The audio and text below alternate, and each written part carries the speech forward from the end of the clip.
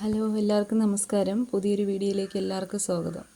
അപ്പോൾ ഇന്ന് നമ്മളിവിടെ ചർച്ച ചെയ്യുന്ന വിഷയം എന്ന് പറയുന്നത് നമ്മുടെ മസ്റ്റോളുമായിട്ട് ബന്ധപ്പെട്ടാണ്. നമ്മൾ മസ്റ്റോളിൽ ഇത്തരം കാര്യങ്ങൾ ശ്രദ്ധിച്ചില്ല എങ്കിൽ ഇത് ഈ മസ്റ്റോൾ പ്രകാരം ജോലി ചെയ്ത ഒരു തൊഴിലാളിക്കും പൈസ കിട്ടാത്ത ഒരു സാഹചര്യം ഉണ്ടാവും. അതെന്താണെന്ന് നമുക്ക് പരിശോധിക്കാം. ആദ്യമായിട്ട് നമ്മളിതാ ഇവിടെ മസ്റ്റോളിൽ പേരുകൾ വന്നു കഴിഞ്ഞു. ഇതാ ഒരു പേര് പലീല എന്നുള്ളൊരു പേരാണ് കണ്ടത്. അപ്പോൾ അദ്ദേഹത്തിൻ്റെ പേരിന് നേർക്ക് ബാങ്ക്, ഇന്ത്യൻ ബാങ്ക് എന്ന് കാണിച്ചിട്ടുണ്ട്. ഒരു 4 അക്ക നമ്പറും കൊടുത്തിട്ടുണ്ട്, ബാക്കി ഡോട്ടും വന്നിട്ടുണ്ട്. അപ്പോൾ ചില മസ്റ്റോളുകളിലെങ്കിൽ, അതായത് ഭൂവുടമകൾ പോലുള്ള, അതായത് സ്ഥിരമായി തൊഴിലിനിറങ്ങാത്ത ചില ആൾക്കാരുണ്ടാവും.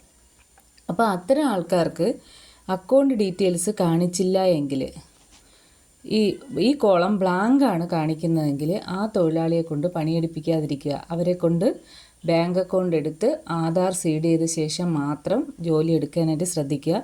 ഒരു പക്ഷേ അവരുടെ പേര് മസ്റ്റോളിൽ വന്നിട്ടുണ്ടെങ്കിൽ അവരുടെ ആധാർ സീഡായിട്ടുണ്ടോ അല്ലെങ്കിൽ ബാങ്ക് അക്കൗണ്ട് ഉണ്ടോ എന്ന് നിങ്ങൾ പഞ്ചായത്തിൽ വിളിച്ച് അന്വേഷിച്ച ശേഷം മാത്രം ഒപ്പിടാനായിട്ട് ശ്രദ്ധിക്കുക. അതല്ല, അവരിനിയിപ്പോൾ ഒരു മസ്റ്റോൾ പ്രകാരം 10 ദിവസം അവിടെ ജോലി ഉണ്ടായിരുന്നു, 10 ദിവസം അവർ ജോലി ചെയ്തു എങ്കിൽ ഇവരുടെ പൈസ നമുക്ക് അക്കൗണ്ടിലേക്ക് ആക്കാനായിട്ട് കഴിയില്ല. അവർക്ക് അക്കൗണ്ട് ഇല്ല, അല്ലെങ്കിൽ ഒരു പക്ഷേ ആധാർ സീഡായിട്ടില്ല എന്ന് കാണിക്കുകയാണെങ്കിൽ നമുക്ക് മുഴുവൻ പേരുടെയും തുക തടഞ്ഞു വെക്കേണ്ടതായിട്ട് വരും. ആ മസ്റ്റോള് ഫുള്ളായിട്ട് ഡിലീറ്റ് ചെയ്യേണ്ടതായിട്ട് വരും. അല്ലാന്നുണ്ടെങ്കിൽ ഈ ചെയ്ത ആളിൻ്റെ 10 ദിവസത്തെ തൊഴിൽ ദിനം നഷ്ടപ്പെടാനും സാധ്യതയുണ്ട്. അപ്പോൾ അതുകൊണ്ട് ഉറപ്പായും നഷ്ടപ്പെടാൻ സാധ്യതയുണ്ട് എന്നുള്ളതല്ല, ഉറപ്പായും നഷ്ടപ്പെടും.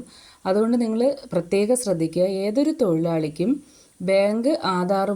ബാങ്കുമായിട്ട് ലിങ്ക് ആയിട്ടുണ്ടോ എന്ന് പരിശോധിക്കാൻ നമ്മുടെ ജന്മൻ രേഖ ആപ്പുണ്ട്. ആ ആപ്പിനകത്ത് നമ്മൾ ആധാർ സീഡ് ആയിട്ടുണ്ടോ എന്ന് ABBPS സ്റ്റാറ്റസ് എന്ന് പറയുന്ന ഒരു ഓപ്ഷനുണ്ട്. അതിനകത്ത് ആധാർ സീഡ് ആയിട്ടുണ്ടെങ്കിൽ ഒരു പച്ച ടിക്ക് ഉണ്ടാവും. അപ്പോൾ അത് പരിശോധിച്ച ശേഷം മാത്രമേ ജോലിക്ക് ഇറക്കാവൂ. അപ്പോൾ അവർ വന്ന് നമ്മളിൽ ജോലിക്ക് നിൽക്കണം എന്ന് പറഞ്ഞ് ലിസ്റ്റിൽ പേര് ഉൾപ്പെടുത്തിയാലും അതുകൂടി പരിശോധിച്ചിട്ട് വേണം അവരുടെ പേര് ഉൾപ്പെടുത്താനായിട്ട്. ഇല്ലയെന്നുണ്ടെങ്കിൽ അവരെ അത് ചെയ്യിപ്പിച്ച ശേഷം മാത്രം ജോലിക്ക് നിർത്താനായിട്ട് ശ്രദ്ധിക്കുക.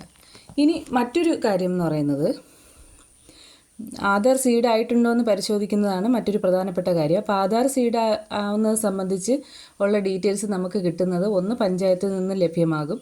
അല്ലാന്നുണ്ടെങ്കിൽ നിങ്ങൾ ABBPS സ്റ്റാറ്റസ്, അതായത് നമ്മളെ പേയ്മെൻറ്റ് ജന്മൻ രേഖ ആപ്പിൽ നമുക്ക് ആധാർ സീഡായിട്ടുണ്ടോ എന്ന് നോക്കാനുള്ള ഓപ്ഷനുണ്ട്. ABBPS സ്റ്റാറ്റസ് ടിക്ക് കാണിച്ചിട്ടുണ്ടെങ്കിൽ ഉറപ്പായും ആധാർ സീഡായിട്ടുണ്ട്.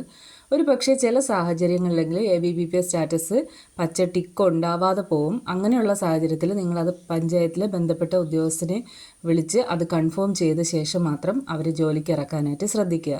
ഇല്ലയെന്നുണ്ടെങ്കിൽ ഒരു തൊഴിലാളിക്ക് പോലും പൈസ കിട്ടാത്ത സാഹചര്യം ഉണ്ടാവും. ഓക്കെ, അടുത്തതായിട്ട് നമ്മൾ ശ്രദ്ധിക്കാനുള്ള കാര്യം, ഇപ്പോൾ ഒരു തൊഴിൽ ബുക്ക്, ഇപ്പോൾ ഒരു 50 എന്ന് പറയുന്ന ഒരു തൊഴിൽ ബുക്കാണ്. ആ തൊഴിൽ ബുക്കിനകത്ത് 2 പേരുകളുണ്ടാവും. 2 പേരുകളുണ്ടാവുമ്പോൾ 2 പേരും ജോലിക്ക് വരുന്നവരായിരിക്കില്ല. ചിലപ്പോൾ ഒരാളായിരിക്കും വരുന്നത്, അല്ലെങ്കിൽ 2 പേരായിരിക്കും വരുന്നത്. അപ്പം തൊഴിൽ കാർഡിൻ്റെ ഹെഡായിരിക്കും ആദ്യം നമുക്ക് ഇവിടെ കാണിക്കുന്നത്. ഇപ്പോൾ ഈ ഒരു വർക്കിലെന്ന് പറയുമ്പം ഈ തൊഴിൽ കാർഡിൻ്റെ ഹെഡ് എന്ന് പറയുന്നത് ലീല എന്ന് പറയുന്ന ആൾ തന്നെയാണ്.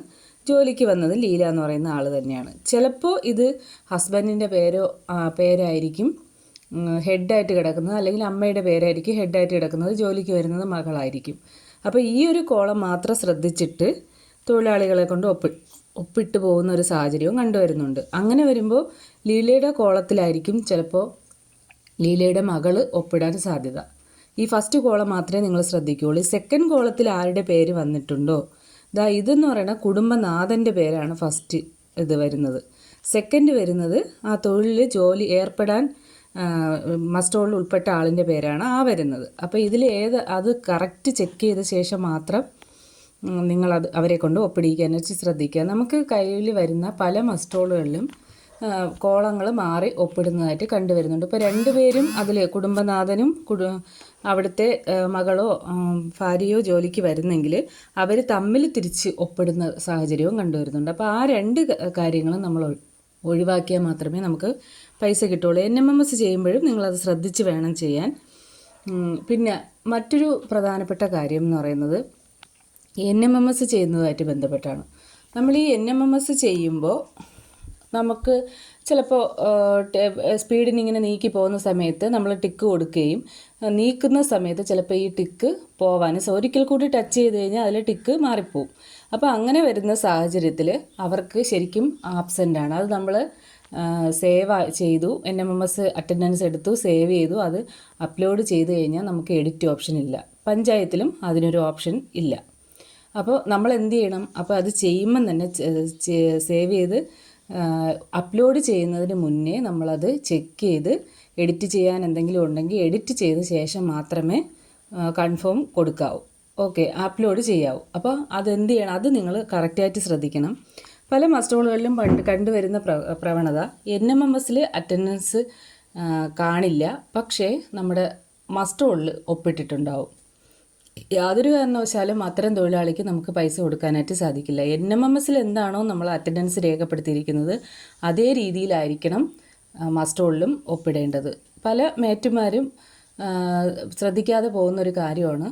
അപ്പോൾ ഇതിൽ നമ്മൾ അറ്റൻഡൻസിൽ NMMSൽ ചിലപ്പോൾ ആബ്സെൻ്റ് ആയി പോവുകയും തൊഴിലാളിയെ ഒപ്പിടിയിച്ച് മസ്റ്റോൾ പ്രകാരം ജോലി ചെയ്യിപ്പിക്കുകയും ചെയ്തു കഴിഞ്ഞാൽ അവർക്ക് നമ്മുടെ ബില്ല് ചെയ്യാനായിട്ട് മസ്റ്റോൾ വരുന്ന സമയത്ത് അവർക്ക് NMMSൽ അറ്റൻഡൻസ് കാണില്ല. അപ്പോൾ NMMS പ്രകാരമാണ് നമുക്കവിടെ ബില്ല് ചെയ്യാനായിട്ട് കഴിയുന്നത്. അത് തിരിച്ചും ഉണ്ടാവാം. വരാത്ത തൊഴിലാളിക്ക് പ്രസൻറ്റ് കൊടുക്കുകയും അതുപോലെ തന്നെ മസ്റ്റോളിൽ ആബ്സെൻ്റ് അടിക്കുകയും ചെയ്യുന്ന പ്രവണത. ഈ രണ്ട് രീതിയിലും വരുന്നതാണ് പ്രധാനപ്പെട്ട മിസ്റ്റേക്ക്. ഇത് രണ്ടും നിങ്ങൾ വളരെ ശ്രദ്ധിച്ച് ചെയ്തില്ല എങ്കിൽ നമുക്ക് തൊഴിലാളിയുടെ അടുത്ത് അത് പറഞ്ഞ് മനസ്സിലാക്കാൻ പറ്റാതെ വരും. കാരണം അവരവിടെ വന്ന് വൈകുന്നേരം വരെ ജോലി ചെയ്ത ശേഷം അവർക്ക് പൈസ കിട്ടില്ല എന്ന് വരുമ്പോൾ സ്വാഭാവികമായിട്ടും അവർക്ക് ബുദ്ധിമുട്ടുണ്ടാവും. അപ്പോൾ അത് ഒഴിവാക്കാനായിട്ട് നിങ്ങളത് പ്രത്യേകം ശ്രദ്ധിക്കുക. അപ്പോൾ ഇപ്പം മേറ്റുമാർക്കെന്ന് പറയുമ്പോൾ വർക്കിന് ഇറങ്ങേണ്ട, പകരം ഇത്തരം കാര്യങ്ങളാണ് ശ്രദ്ധിക്കേണ്ടത്. മസ്റ്റോൾ കറക്റ്റായിരിക്കുക, തൊഴിൽ കാർഡ് കറക്റ്റായിരിക്കുക, കറക്റ്റായിട്ട് അളന്ന് തിട്ടപ്പെടുത്തി കൊടുക്കുക. അതുപോലെ വൈകുന്നേരം അളവെടുത്ത് അത് കറക്റ്റാണോ എന്ന് പരിശോധിക്കുക, ഫോമുകളിൽ രേഖപ്പെടുത്തുക. ഇങ്ങനെ വിവിധ ജോലികളാണ് മേറ്റുമാർക്കുള്ളത്.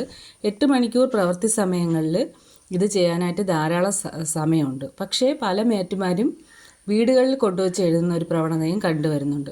യാതൊരു കാരണവശാലും നമ്മളത് ചെയ്യാൻ പാടില്ല. നമ്മൾ സൈറ്റിൽ എന്താണോ അവർക്ക് ജോലി ചെയ്യാനായിട്ട് കൊടുക്കുന്നത് അത് നമ്മൾ ഫോമിൽ രേഖപ്പെടുത്തുക. വൈകുന്നേരം നമ്മൾ ചെയ്ത് കഴിഞ്ഞത് ഫോമിൽ രേഖപ്പെടുത്താനായിട്ട് ശ്രദ്ധിക്കുക. നമുക്കൊരു 4 മണിയൊക്കെ ആകുമ്പോൾ തന്നെ അറിയാൻ പറ്റും നമ്മൾ കൊടുത്ത ജോലി അവർക്ക് പൂർത്തിയാക്കാൻ കഴിയണുണ്ടാവും. അപ്പോൾ അത് നമുക്ക് ചെയ്ത ജോലിയിൽ അളന്ന് കൃത്യമായിട്ട് രേഖപ്പെടുത്താനായിട്ട് സാധിക്കും. ഓക്കെ, അപ്പോൾ എങ്കിൽ മാത്രമേ നമുക്ക് ആ തൊഴിലാളികൾ അവിടെ എത്ര ജോലിയാണ് ചെയ്തതെന്ന് കാണിച്ച് അവരിൽ നിന്നും ഒപ്പ് വാങ്ങാനും പറ്റുള്ളൂ. അപ്പോൾ ഇത് കൃത്യമായി തന്നെ പോകണം. നിങ്ങൾ എല്ലാ കാര്യങ്ങളും എന്ന് വെച്ചാൽ ഇനി അങ്ങോട്ടുള്ള എല്ലാ കാര്യങ്ങളും സ്ട്രിക്റ്റ് ആയിരിക്കും. കാരണം പല തരത്തിലുള്ള ഓഡിറ്റുകൾ വളരെയധികം സ്ട്രിക്റ്റായി വരുന്ന ഒരു കാലഘട്ടമാണ്. അപ്പോൾ ആ സാഹചര്യത്തിൽ നമ്മളിൽ നിന്നുണ്ടാകുന്ന ഒരു മൈന്യൂട്ട് മിസ്റ്റേക്ക് പോലും വളരെ വലിയൊരു ബാധ്യതയിലേക്ക് നമ്മളെ തള്ളിവിടും. അപ്പോൾ അതുണ്ടാവാതെ നിങ്ങൾ കൃത്യമായിട്ട് മസ്റ്റോളിൽ കാര്യങ്ങൾ ചെയ്യുക, സൈഡ് ഡയറിയിൽ കൃത്യമായി ചെയ്യുക. അതുപോലെ തന്നെ തൊഴിൽ ബുക്കിൽ കൃത്യമായ കാര്യങ്ങൾ രേഖപ്പെടുത്തുക. 700 രൂപ മേറ്റുമാർക്ക് ശമ്പളം കൊടുക്കണമെങ്കിൽ അവർക്ക് കൃത്യമായും അവർ ഈ പറയുന്ന കാര്യങ്ങൾ ചെയ്താൽ മാത്രമേ അവർക്ക് 700 രൂപ ശമ്പളം അനുവദിക്കാനായിട്ട് സാധിക്കുകയുള്ളൂ. ഇല്ലയെന്നുണ്ടെങ്കിൽ നമ്മൾ എന്ത് ചെയ്യും? അവർക്ക് അവരെല്ലാ ദിവസവും സൈറ്റിലുണ്ടാവും, എല്ലാ കാര്യങ്ങളും ചെയ്യുന്നുണ്ടാവും. പക്ഷെ കൃത്യതയില്ലാതെ കാര്യങ്ങൾ ചെയ്യുന്നത് മൂലം ഈ മേറ്റുമാർക്ക് തുക നഷ്ടപ്പെടാനായിട്ട് സാധ്യതയുണ്ട്. അപ്പോൾ നമ്മൾ ചെയ്യുന്ന ജോലിക്ക് കൂലി കിട്ടണമെങ്കിൽ നമ്മൾ ചെയ്യുന്ന ജോലികൾ കറക്റ്റായിരിക്കണം. അപ്പോൾ ഇനി ജന്മൻ രേഖ ആപ്പ് അല്ലെങ്കിൽ NMMS ആപ്പ് ഉപയോഗിക്കാൻ അറിയാത്ത ഒരുപാട് ആൾക്കാർ ഇനിയും ഉണ്ടാവും. അതിപ്പോൾ തൊഴിലാളി ആയാലും NMMS അറിഞ്ഞിരിക്കണം. അതുപോലെ തന്നെ ജന്മൻ രേഖ ആപ്പ് എല്ലാ തൊഴിലാളികൾക്കും പരിശോധിക്കാവുന്നതാണ്. അപ്പോൾ ഇതൊക്കെ ഓപ്പൺ സൈറ്റുകളാണ്, എല്ലാവർക്കും കയറി പരിശോധിക്കാവുന്ന കാര്യങ്ങളാണ്. അപ്പോൾ അതിനെക്കുറിച്ച് വിശദമായൊരു വീഡിയോ അടുത്ത ഇതിൽ ചെയ്യുന്നുണ്ടാവും. അപ്പോൾ നിങ്ങൾക്ക് ഈ വീഡിയോ ഉപകാരപ്രദമായെങ്കിൽ ചാനൽ സബ്സ്ക്രൈബ് ചെയ്യുക, അതുപോലെ തന്നെ ലൈക്ക് ചെയ്യുക, ഷെയർ ചെയ്യുക. Okay, by.